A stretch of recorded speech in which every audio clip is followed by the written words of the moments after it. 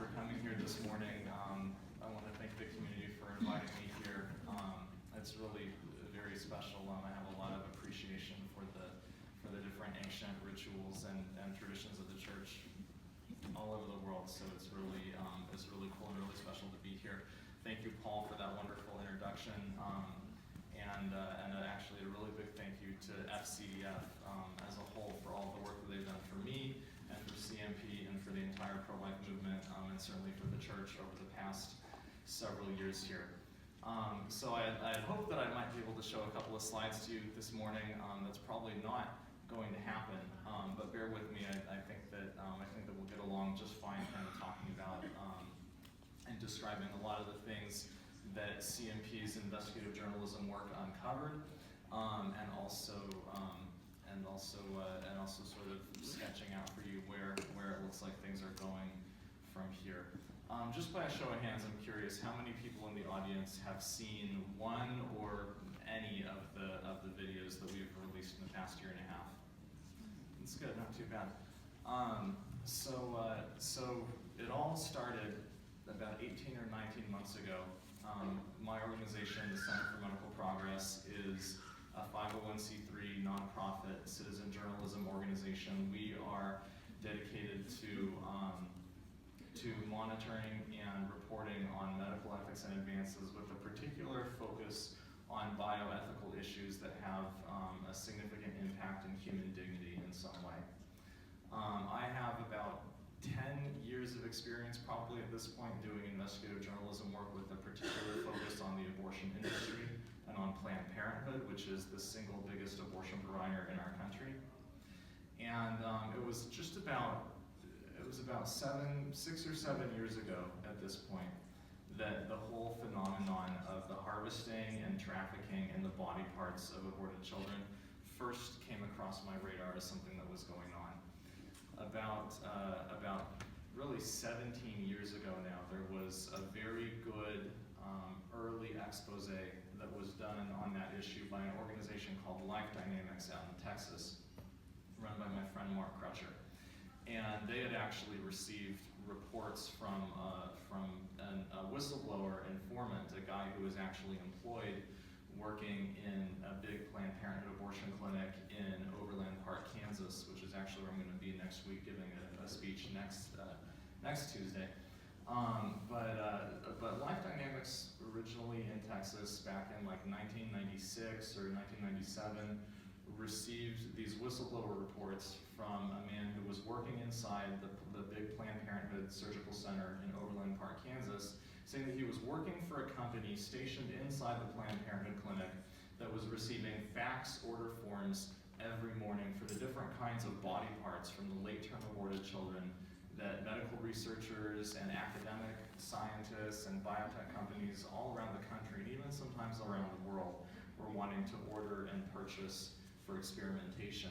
And it was his job to receive the fetuses after the abortions, do the dissections on their bodies to harvest the particular body parts that the researchers were looking for, hearts, lungs, livers, brains, blood even sometimes, and then package that up and ship it off to wherever it was going. So Mark Crutcher and Life Dynamics did a very good early expose on that. They had a lot of eyewitness interviews. They had a lot of documentation that came out of that Planned Parenthood abortion clinic in Kansas. The whole scandal made it into the mainstream news. It got on to 2020 and ABC at the time. But unfortunately, because this was back in 1999, 2000, this was before the era of YouTube, this was before the era of the new media, the social media. There was no Facebook, there was no Twitter. And so it was very easy for Planned Parenthood and their allies in the elite establishment media to sort of cover up the story. And even though everything bad that was going on at that time, everything that was bad in that story came directly from a big Planned Parenthood clinic in the middle of the country, Planned Parenthood's CEO and president at that time, Gloria Felt, was able to get on the ABC broadcast about it and sort of wave her hands and say, oh no, if anyone were doing this, this would be a horrible thing and they should be prosecuted to the full extent of the law. We don't support that at all. Even though it was her own abortion clinic where this was going on, but the media never called them out on it. Planned Parenthood was able to get away with it. And then for a good 10 or 15 years, no major pro-life organization really followed up on this issue. No further investigative journalism was done on it, and the issue just kind of faded from the headlines, faded from everybody's memory, until I started finding out, reading a couple of just internet articles about the old expose from 10 years ago, back in 2010. So it came across my radar then, and I was really shocked and horrified, as I think a lot of people are when they just hear about the concept. I mean, it sounds barbaric, it sounds like Frankenstein. And what I really couldn't get over about it, and what I still really can't get over about it to this day, is that there's this really cruel paradox at the heart of it, which is on the one hand, the unborn child, an aborted baby, is not considered to be fully human enough under our laws, or their humanity is not considered to be totally equal enough to our own in order to be protected from being killed by abortion. But at the same time, it's precisely that humanity of theirs that is exactly equal to and identical to our own that makes them so valuable for experimentation and makes scientific researchers hunt after their body parts like buried treasure. The body parts are only valuable for Planned Parenthood and their business partners to sell precisely because they're human, just like us. And to me, that's something that is so horrific, but also so clarifying about the abortion debate in our country, and that if we're really going to have an honest dialogue about that, I felt that this issue in particular deserved to be front page news. It deserved to be the top of the headlines. It deserved to be the tip of the spear and on the tip of everybody's tongue if we were going to be talking about abortion policy in our country and how we treat unborn children and their families. So this whole issue first came across my radar about 6 or 7 years ago in 2010. I was shocked, I was horrified, and I was really, I was fortunate a couple years later in 2013 to have the opportunity to leave the job I was working in at the time, start CMP as just a very small little startup nonprofit organization as the vehicle through which to do a very comprehensive, in-depth, long-term investigative journalism study to very clearly document and illustrate for the public how Planned Parenthood participates in the harvesting and sale of aborted baby body parts, and to try to really document that and illustrate it and publicize it in a way that they would no longer be able to run away from that issue, that they would have to own that issue, because they were never forced to own it 10 years ago or 15 years ago, but they have to own it now. And it's been really cool to see where things have gone over the past year and a half now because of those videos. Planned Parenthood, as much as their political allies and their cronies in the mainstream media want to try and ignore it or deny it, Planned Parenthood has pretty much been permanently branded on this issue because of the videos. We did, my organization CMP did a series of focus groups here in California, of all places, just a couple of months ago, back in September, where we did it actually through the polling company, which was run by Kellyanne Conway, who was the Trump campaign manager and is now the senior counsel of the president of the White House. She's a good friend, and so we did focus groups through her organization for them in California, 2 in Sacramento and 2 in Los Angeles. These are just groups of about 12 people, normal, average, everyday Californians, very nonpartisan, non-political, non-ideological, very moderate people. Bring them all together, and we started just asking them questions, their thoughts about different things related to abortion policy and Planned Parenthood and the state of California. And when we would ask them, we say, so Planned Parenthood, what do you know about them? What do you think about them? What have you heard? And the first thing that everybody said, and all these folks, the whole selling body parts thing, that's a big deal. So even here in California, very moderate, kind of not hooked in, non-engaged individuals, this is what they understand about Planned Parenthood now. And that's precisely the power that these videotapes have had. That we didn't just go and film with just one bad barnacle on the boat, or just a sort of a rogue clinic manager somewhere. But we got sit-down formal meetings with the senior level leadership of Planned Parenthood on a national level. People who have the authority to speak about Planned Parenthood's policies and business model and activities on a nationwide scale. And that's one of the things I think that made these tapes so powerful, because the source, in a certain sense, is unimpeachable. So So one of the things that really motivated me to make sure that we did a very comprehensive, in-depth, long-term study of the baby body parts issue was that it was not just that it hadn't been covered for a good 10 years at the time that I started looking into it, but in the intervening time between that early expose in 2000 and the time that I really started doing my undercover work in earnest in 2013, 2014, 2015, for a while after the initial expose, the whole body parts trafficking issue went very underground. A lot of the companies that were involved in it stopped doing it, or it moved to much more kind of local relationships between a local abortion clinic and a local university. But then a new phenomenon kind of started to happen in about 2006, 2007, 2008, where there started to be sort of a renaissance in the practice because nobody was keeping tabs on them, law enforcement wasn't keeping track of it, the mainstream media and even major pro-life organizations had not really focused on this issue. And so there started to be sort of a renaissance within the abortion industry, the practice of harvesting and selling the body parts after the abortions. There's basically two different business models according to which that occurs. The first is sort of an older model, and it's a very simple one where you'll have a big Planned Parenthood surgical center or a big abortion center, maybe similar to the big surgical Planned Parenthood that's over here in downtown San Diego, and they will have a direct relationship with a local research university or with a local professor's research laboratory. And that has been going on here in San Diego for quite some time. The local Planned Parenthood has had a long-standing relationship with the stem cell department over at UC San Diego. And so that's the first model, and the professors and the research scientists will communicate with the local abortion clinic. They'll send emails back and forth about what they're looking for. They'll send people over to collect it at the end of the day, and sometimes there'll be grant money that's exchanged. Sometimes there's a fee per specimen charge. Sometimes there's some other kind of quid pro quo involved. But that's the first model.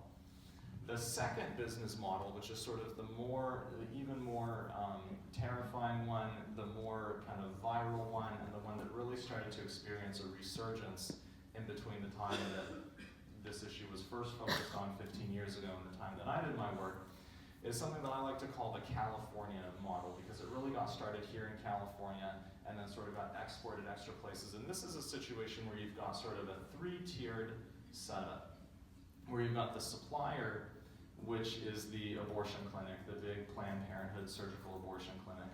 You have an end user customer who is a biotech research company or an academic research scientist, a university professor. And then in the middle, you have a middleman wholesaler company.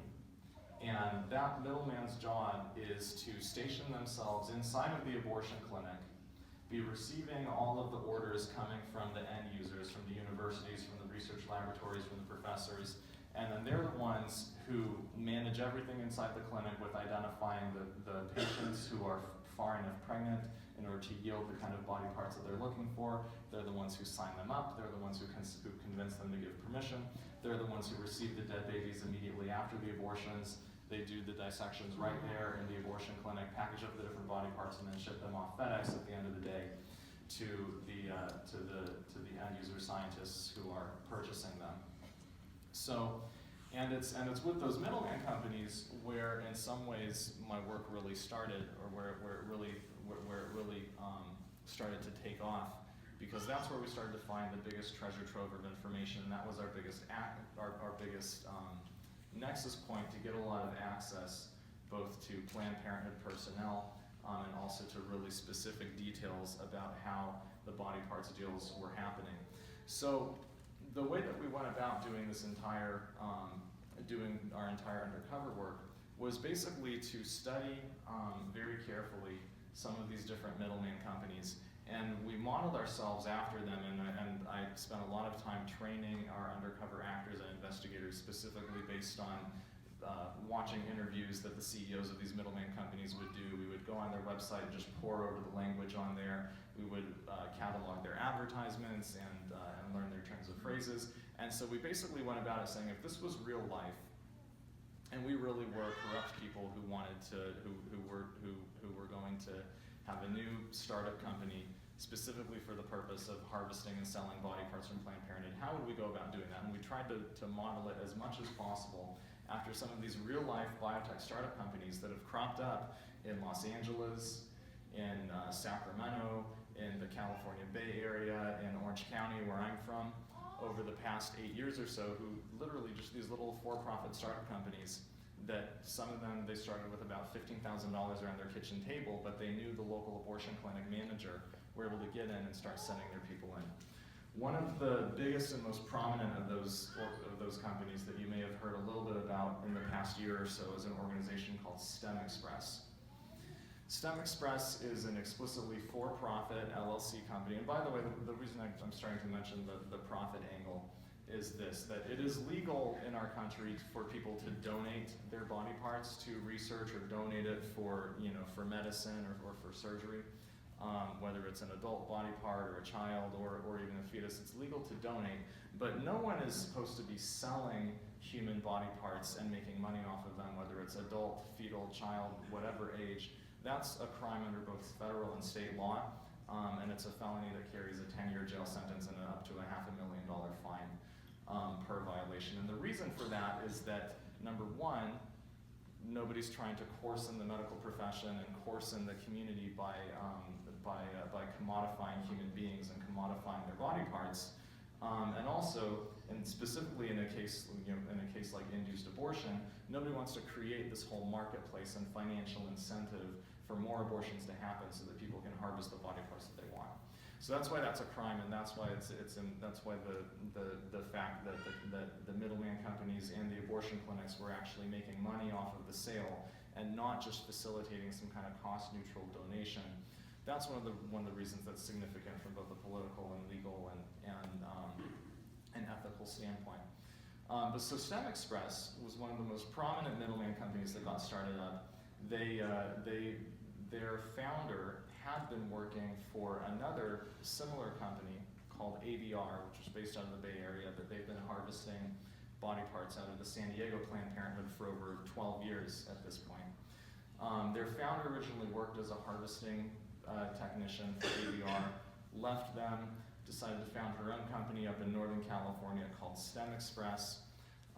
And back in 2010, March of 2010 was when they got started up. In April, they signed their first contract with Planned Parenthood Marmonte, which is the biggest Planned Parenthood affiliate in the entire country. They're multi-state. They stretch from the central coastal area of California all through the Bay Area, through the Central Valley, all the way into Nevada. They do 18,000 abortions every year. And so STEM Express signed a contract with Marmonte at the very beginning of the relationship, promising that they would be paying Planned Parenthood Marmonte $55 per individual fetal body part that they could harvest inside the clinic, and that they could determine would be usable or high enough quality to be sold. So Planned Parenthood Marmonte doing over 18,000 abortions every year. If every abortion that they did yielded just one usable body part for STEM Express, that would be close to $1 million a year that single contract was netting for that Planned Parenthood affiliate. And so the business model that STEM Express and really most of these middleman companies had was one that was basically a turnkey plug-in solution that they would offer to the abortion clinic, where the only thing the abortion clinic had to do was sign the contract and open the door in the morning for the STEM Express people to come in, and they would handle everything else. So STEM Express would have these specially trained, they called them procurement technicians, basically the harvesting workers. And the procurement technicians were not licensed. They did not have any training other than just on-the-job training by the people at STEM Express. They were not medical professionals. Many of them were hired off of Craigslist. But so their job was to show up at the abortion clinic every morning at like 7 or 8 o'clock in the morning. They would, once they got inside the clinic, they would open up their laptop and log on to this online portal that STEM Express had that would be taking in all of the orders from their different customers that day.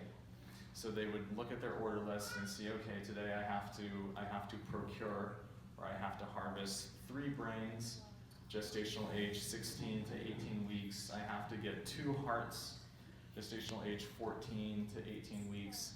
I have to get 8 livers, anywhere from 16 to 24 gestational weeks. And sometimes it'd be something odd, like I have to procure, one intact intestinal tubing specimen or something. Just all, and what STEM Express actually did for their customers is they had a special login-only, customer-only portion of their website, where if you were a STEM Express customer, you could go on with your username and password, log in, and they actually had an order form with drop-down menus and anything like an Amazon.com order form, where you'd have a drop-down menu to select the type of body part from the baby that you wanted: brain, liver, eyes, lungs, skin, testicles, all different kinds of stuff. And then you'd have another drop-down menu to select the age range of the baby that you wanted it from, anywhere from 4 weeks to 20 weeks, based on the Planned Parenthood that they were working with at the time. And then you would enter in the number of body parts that you wanted, and then there'd be a radio button where you would click if you wanted same-day FedEx ground, overnight FedEx, if you wanted 2-day FedEx shipping, if you wanted same-day courier delivery direct to you from the clinic. And then you would press submit, you would enter in your payment information, and your order would be logged on the online STEM Express portal that then the harvesting workers would see on their laptop in the clinic. And so then they would know, this is the list of what I have to harvest today. Then they would go and they would actually be able to look at the patient schedule in the Planned Parenthood clinic for that day. And this is actually a major violation that's been uncovered in the past 1.5 years or so, that these are untrained, unlicensed, non-medical professional contractors who just literally came in off of Craigslist, and they were being given full access to the private patient medical information of the pregnant women who were coming into those Planned Parenthood clinics. And for a big affiliate like Planned Parenthood Marmonti that sees close to 25,000 pregnant women every year, this is a huge number of patients whose private medical data was compromised by the STEM Express relationship. So specifically what the STEM Express technician would be looking for is they'd know, okay, I need to get 5 livers today, and those livers need to be from babies that are 14 to 20 weeks gestation. So they would look at the patient schedule for that day. How many pregnant women do we have coming in? And how many are they coming in where we already know, what gestational age they are, because they're coming in for a 2nd trimester abortion. They would see their name, they would see their medical history, they would see their pregnancy details, so that then the STEM Express worker would be able to take the Planned Parenthood permission form they have to sign in order to sign up for the body parts harvesting. The STEM Express worker would take it and go over to them in the waiting room as soon as they walk in and say, hi, my name is David. I work for a company called STEM Express, and we are working with Planned Parenthood in order to provide cures for all kinds of diseases, and if you just sign right here, you can be a part of that, and it'll maybe make your experience here a little bit better today. The exact language of the form that Planned Parenthood had printed up for STEM Express to use promised the pregnant woman, who may or may not have been totally sure about if she wanted to go through with an abortion, promised her that her baby's body parts would be the key ingredients to cures that already existed for AIDS, cancer, Alzheimer's, Parkinson's, diabetes. There are no cures or therapies that exist for these diseases, and there certainly are none that are commercially marketable or available that use aborted baby body parts. But this is the language that Planned Parenthood on a national level put into their template form that they gave to all of their affiliates nationwide to use for this work. So it's a directly fraudulent form, it's an invalid form. It does not validly obtain patient permission to do the body parts harvesting, but this was the foundation for all of Planned Parenthood's work in that area and for all of those programs. So the STEM Express technician would use that illegal, fraudulent, coercive form to convince the pregnant patients walking to Planned Parenthood to sign up for the body parts harvesting. The form promised the patient that the doctor would not change anything about the way that he treated her in order to get the body parts, although we know from the undercover videos that that was not true.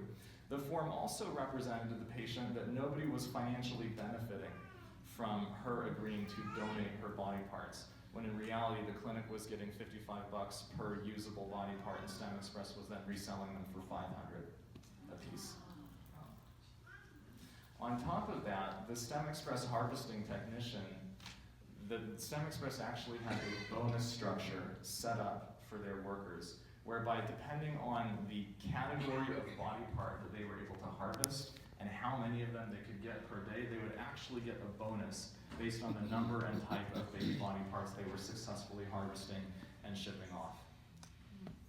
So the abortion clinic, the Planned Parenthood clinic, had a financial incentive to make sure that their patients consented and yielded usable body parts.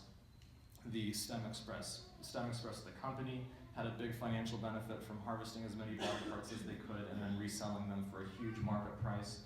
And the workers who were working inside the clinic for STEM Express had a financial incentive to make sure that they signed up as many patients as possible and got as many body parts from them as they could.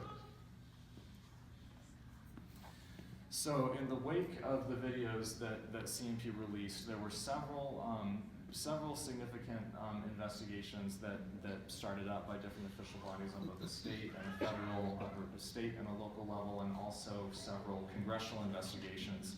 A little bit over a year after all that started now, several of them have completed their work, and some of them did a very good job. There was a year-long comprehensive investigation conducted by the very prestigious Senate Judiciary Committee in the U.S. Senate. They just released a 500-page report on their findings just about a month ago. And then there was also a over 2,000-page long report done by the House of Representatives Energy and Commerce Committee's Select Investigative Panel, which was a special subcommittee that was established specifically to investigate this particular issue of baby body parts trafficking in our country, and to conduct a nationwide comprehensive investigation with full subpoena power, subpoenaing documents, business documents, accounting documents, bank records from some of these organizations, taking under oath depositions and testimony from the Planned Parenthood abortion doctors and the Planned Parenthood medical directors. The Select Panel also released their comprehensive report in just the past month here. Both the Senate Judiciary Committee's report and the House Select Panel's report have made formal criminal referrals of Planned Parenthood, STEM Express, and many of their business partners to the FBI and to the Department of Justice for criminal prosecution and investigation.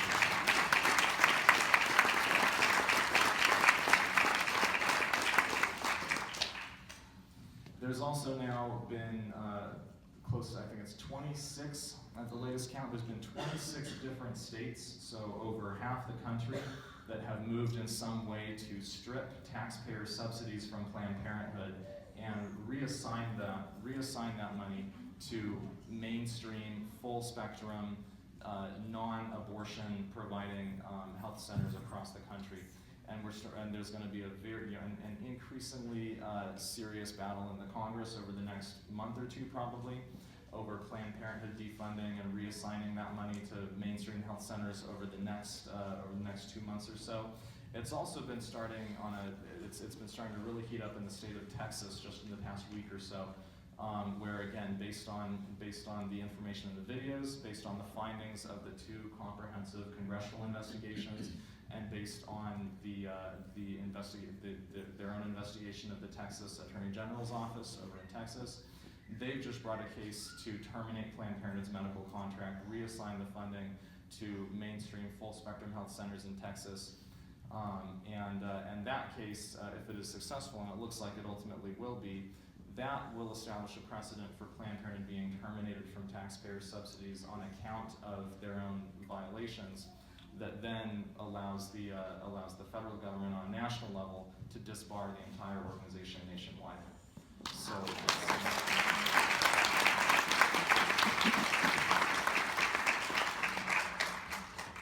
So I know that we only have a limited amount of time this morning, and I wanted to thank all of you for coming and for bearing with me as I brave the traffic on the 5 coming south.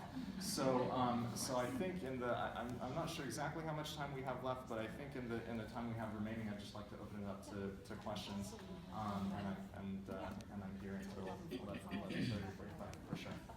So thank you.